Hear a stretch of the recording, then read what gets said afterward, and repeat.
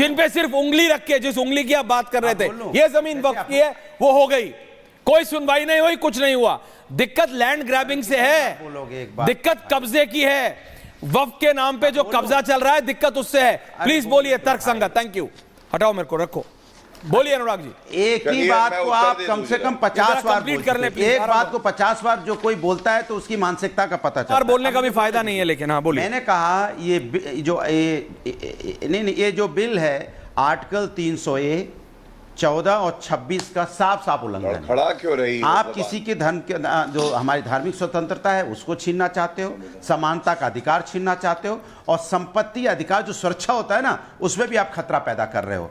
तीसरी बात मैंने आपको दी है, आप वक्फ बोर्ड की शक्तियों के जो कम करके आप संपत्ति का विवाद पैदा कर देंगे। मैं जानता हूं बहुत विवाद पैदा होगा, और यहाँ पे गैर वक्फ बोर्ड की संपत्ति है उसको वक्फ बोर्ड में घोषित करने की पूरी कोशिश होगी, मैं बहुत अच्छी तरह जानता हूं। दूसरी बात, नहीं, ये आपकी रिसर्च टीम कौन है पहले? आप गैर नहीं, एक सेकंड, ये आपकी रिसर्च टीम कौन सी है?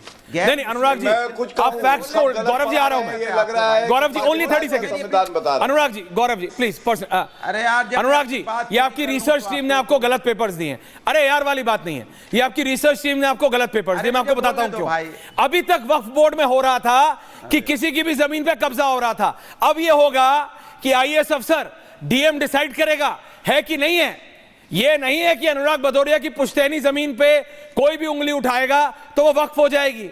चाहे आप स्पोर्ट शूज पहन के खेती करिए, कोई नहीं ले सकता आपकी जमीन। अगर वो आपकी पुश्तैनी जमीन है तो कोई वक्फ नहीं कर सकता। और गृह मंत्री ने एक बात और बोली है अनुराग जी, जो शायद आपको पसंद ना आए, कि सरकारी जमीन वक्फ नहीं हो सकती।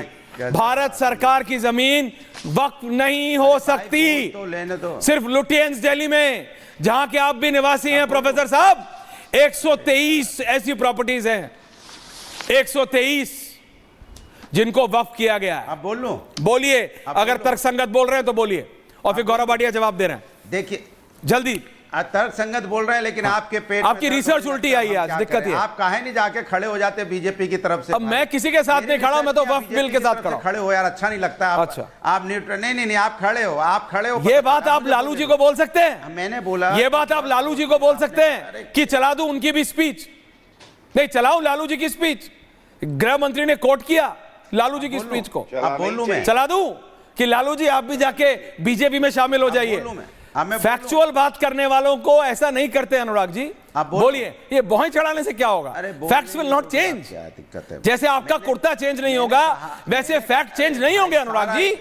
आपका कुर्ता हरा रहेगा और फैक्ट हमेशा फैक्ट रहेगा। Anurag Bhadauria 30 seconds by the clock. देखिए, वक्फ की संपत्ति के प्रबंधन में आप सरकारी तंत्र का इस्तेमाल कर रहे हैं। इसके मतलब सरकारी तंत्र, जो वक्फ प्रबंधन है उसमें सरकारी तंत्र अपना दुरुपयोग भी करेगा। आप भी जानता हो सरकारी तंत्र वही करता है जो सरकार चाहती है। दूसरी बात, आप उसके अंदर में गैर मुस्लिम समुदाय के लोगों को क्यों लाना चाहते हो भाई? ये वाला पॉइंट तो नहीं लाना चाहेंगे। अपने धर्म के अंदर में हमारा ट्रस्ट होगा, गैर समुदाय के लोग आए, आप गैर समुदाय के लोगों को क्यों लाना चाहते हो? मैं आपसे पूछना चाहता हूं। सवाल यह है कि आपकी नीयत ठीक नहीं है, आप जमीन कब्जा करना चाहते हो। जमीन कब्जा करना आपका उद्देश्य है। आपको लगता है कि यहाँ पे आप लैंड ग्रैबर बन गए रेलवे के बाद। गौरव भाटिया जी, आप जमीन कब्जा करना चाह रहे हैं तो आप उसको ग्रैब करना चाहते हो। अनुराग भदौरिया को अपने लुटियंस दिल्ली के घर की बहुत चिंता है, आप उनके घर पे कब्जा करना चाह रहे हैं। अनुराग, गौरव जी, वो कह रहे हैं कि बीजेपी लैंड ग्रैबिंग बन गई। जी गौरव, कब्जा तो अभी तक होता था जब तुष्टिकरण वाला संशोधन लाई थी कांग्रेस पार्टी, और नमाजवादी ने समर्थन किया था। बीच में ना बोले, कृपया करके सुनिश्चित करिए ईश्वरे जी। देखिए, त्रिचुरापल्ली, यहाँ पे 1500 साल पुराना मंदिर, धर्म 1400 साल पुराना, और कहता है पूरा गांव और ये मंदिर जो है ये वक्फ का है। कब्जा इसको कहते हैं। कब्जा कहते हैं सूरत म्युनिसिपल कॉर्पोरेशन की जमीन और कह दो वक्फ है। उच्च न्यायालय इलाहाबाद हाईकोर्ट की जमीन कहते हैं वक्फ है, इसको कब्जा कहते हैं। और कब्जा हाँ एक और जना करता है, नमाजवादी के आजम खान, जिन्होंने किसानों की जमीन पे कब्जा कर लिया। अब जो संशोधन आ रहा है ये तो सुनिश्चित कर रहा है कि कोई किसी जमीन पे कब्जा नहीं कर सकेगा। अपील का प्रावधान होगा, जैसे मैंने बताया, उच्च न्यायालय सर्वोच्च न्यायालय व्यक्ति जा सकते हैं। अभी बात हो रही थी मैं एक सवाल पूछता हूं सपा के प्रवक्ता से। इन्होंने कहा संविधान जो है इसका हनन है और उसके बाद अनुच्छेद 26 बोला। कृपया करके अनुच्छेद 26 क्या कहता है, कैसे हनन है, ये समझा दीजिए। और दूसरा, वक्फ बाय यूजर किस सेक्शन में, किस क्लॉज में आता है, कृपया करके पूरे भारत की जनता को ये बताइए। दोनों प्रश्न का उत्तर दीजिए, फिर मैं जवाब दूंगा। गौरव भाटिया जी, इसको ना पश्चिम में एक कहावत है, क्यों बावलों से डले मरवा रहे हो। अभी आप वही कर रहे हैं। आपने अनुराग भदौरिया को फुल टॉस दिया है और अब वो देखिएगा क्या करेंगे। अब वो पूरी जलेबी बनाएंगे, वो ऐसा आर्टिकल समझा देंगे कि मैं क्या बताऊं। चलिए वो हिट विकेट हो जाएगी, बोलने तो दो, वो हिट विकेट हो गए। देखिए आप, मैंने आर्टिकल, अब आप देख लीजिए, हिट विकेट पढ़ रहे अब आप देख लीजिए, वो देख रहे हैं आंसर नहीं, अब इसकी जिम्मेदारी गौरव जी आपकी। हाँ बताइए, संविधान का अब इसकी जिम्मेदारी आपकी। अनुराग भदौरिया रिप्लाइंग टू गौरव भाटिया। देखिए इन्होंने मुझे चैलेंज किया था कि 5 सवाल पूछ के दिखा दो तो मैं जानूं। रिसर्च टीम कोई कह भाई, अब कह रहे हैं आर्टिकल 26 ये देखा क्या है, अब बोले दो। देखा आर्टिकल 26 में मैंने बोला धार्मिक स्वतंत्रता का हनन है। धार्मिक स्वतंत्रता मतलब होती है कि आप किसी के दूसरों के धर्म में, दूसरे के धर्म के काम में ये आप लीजिए, जाके इनको ये भी नहीं पता है, संविधान भी नहीं पढ़ते कर रहे हो। क्यों अपने लोग डालना चाहते हो। तीसरा, ठीक है, गलत हो गया, जीरो मिल गया। मैंने अब ये बताओ कि वक्फ बाय यूजर कौन सा प्रोविजन है, सेक्शन बताओ। जब मैंने बोला है लंबे समय तक धार्मिक उपयोग, अरे गलत बता दिया, जीरो मिला अंडा।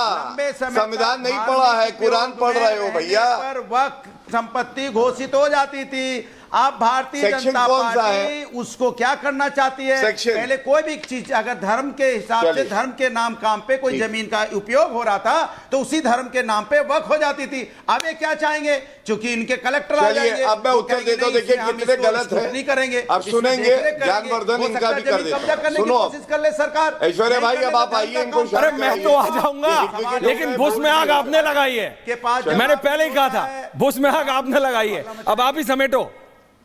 हाँ गौरव भाटिया, देखिए भारतीय जनता अब सुनिए, पार्टी के पास सवाल देखिए ओके ना, बैक ऑन संविधान पॉइंट के बारे में सबको पता होना चाहिए। करने लगेंगे।